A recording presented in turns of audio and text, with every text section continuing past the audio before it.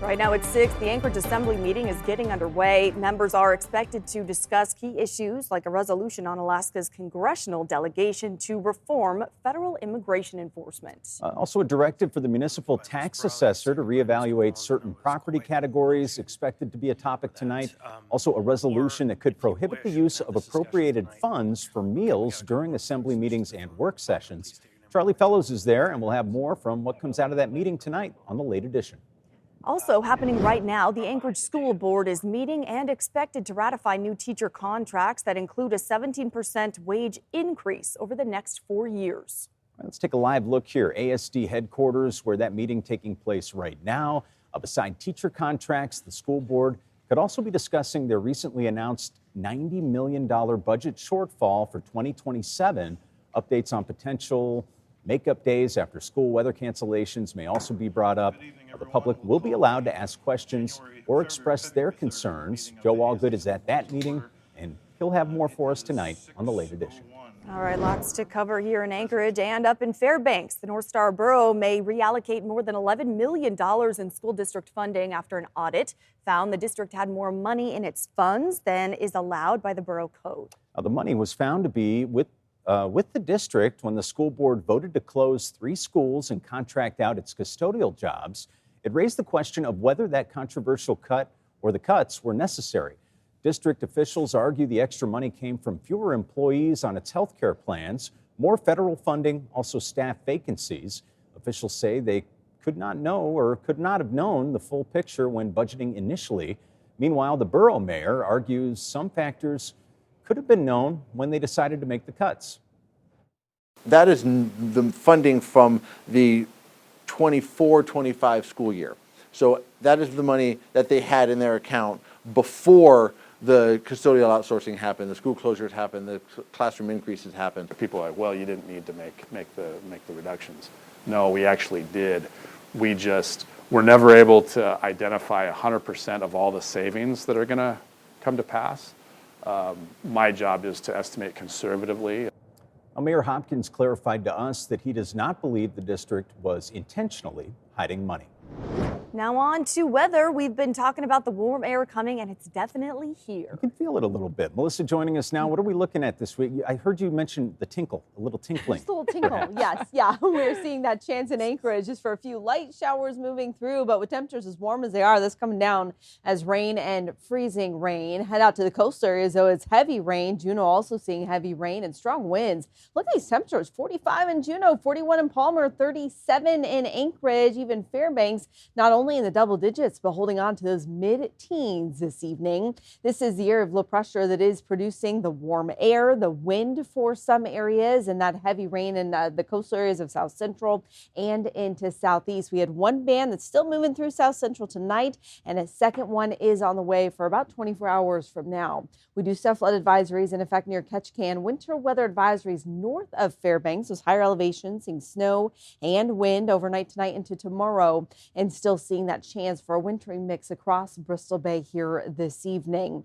Looking ahead, that current band is still going to bring that chance for just a little light freezing rain in Anchorage. Still seeing wet conditions for the coastal areas of South Central, along with some strong winds likely overnight tonight. But then we get a bit of a break Wednesday in South Central. But you can already see that next round coming. Heavy rain in Southeast Wednesday, and we'll see that pushing into South Central, doing about what we saw today on Thursday. Overnight tonight, temperatures, they're not going to drop much from where they are, holding in those mid-30s. So more melting and thawing is going to happen. And then right back into those mid to upper 30s with some sunshine in Anchorage tomorrow. Again, those high temperatures, mid-30s. Fairbanks, a little light snow to start the day at 10 degrees for you, and Juneau at 45 with rain continuing.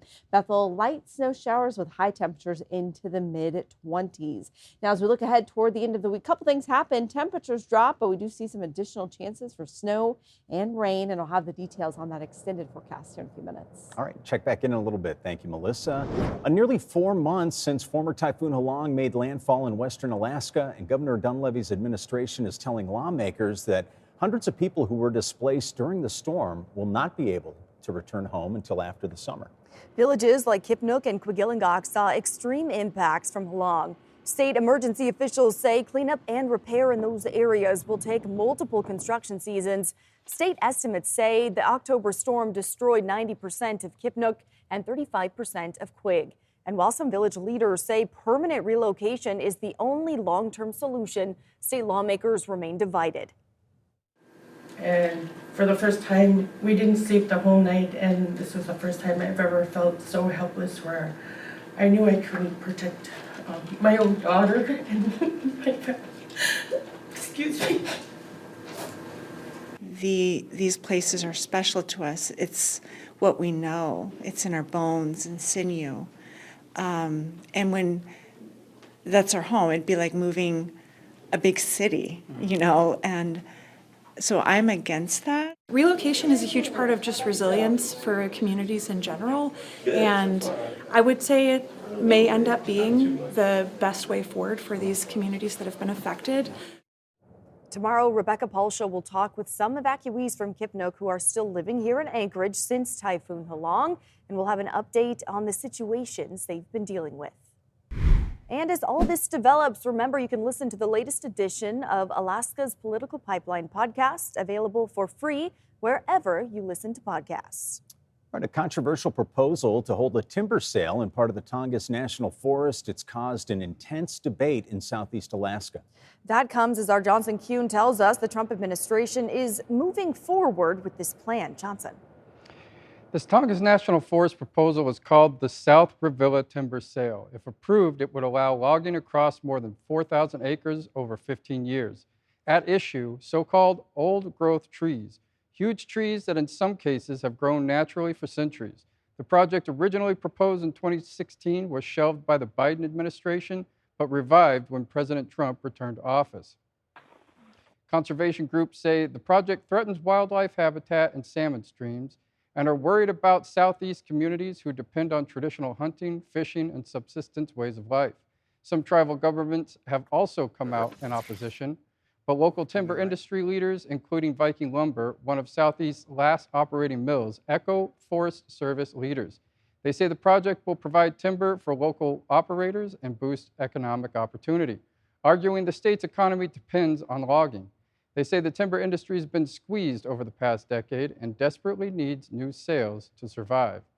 A final decision has not been made, as right now there's a 45-day window for opponents to file objections. Many watching this debate feel this proposed timber sale is a preview of what could be coming nationwide as the Trump administration pushes to open public lands to logging. Right, so that record snowfall in January buried a potential deadly secret in Alaska's backcountry. That's weak layers that could trigger avalanches for even the most experienced snow machine riders. Our Danny Tompkins went up into the mountains to get some possibly life-saving recommendations. The power of the engine. The freedom of the mountains. All things that drag Alaskans out on their snow machines. Snowmobiling it's awesome. You know, you get in the backcountry and you just have this freedom and there's nothing holding you back. But safety must be at the forefront, following January's record snowfall. We've got 3 inches of precipitation and 40 inches of snow in town. So that's really unusual. And the thing that makes it kind of scary from an avalanche perspective is that December was totally dry and cold. December's conditions created weak layers in the snowpack. January's record buried them. And now rain is making conditions even more dangerous. It all factors into creating ice crusts that can trigger avalanches. The scary part about that is you could be on pretty much flat terrain and trigger an avalanche on steep terrain above you that could come down. We call that remote triggering. Even with the proper safety measures and gear like this helmet, avalanches still happen, and this much snow or more could end up all around you. And the normal warning signs, they may be hidden. And snow machines are just loud. Plus you're wearing a full face helmet and goggles and all that stuff, so it can be really hard to hear those. Sykes says that if you head out, be prepared. It's really important that you have good partners and that you have the right rescue equipment. For the safety tools, my group, we have beacon, probe, and of course we have a shovel. Experienced rider Travis Smith says know the conditions. I have a lot of people ask if they can come with me, and then one of my first questions is, yeah, man, I would love for you to join. You know, what's your avalanche training consist of? Smith has ridden for years, and this season he's been avoiding terrain that he may normally ride. There's an underlying weak facet in the snow that is scary, and I don't have anything to do with it, so I'll just stay out of that terrain for now. Experts say conditions could last throughout the season. Before you head out, you're urged to check the conditions, take a safety course, and never be afraid to turn around. No powder day is worth your life. Danny Tompkins, Alaska's news source. Thanks for listening. Click subscribe so you can get the latest podcast from Alaska's news source automatically. And stay up to date with breaking news and in-depth reporting available for free 24/7 with the Alaska's news source app.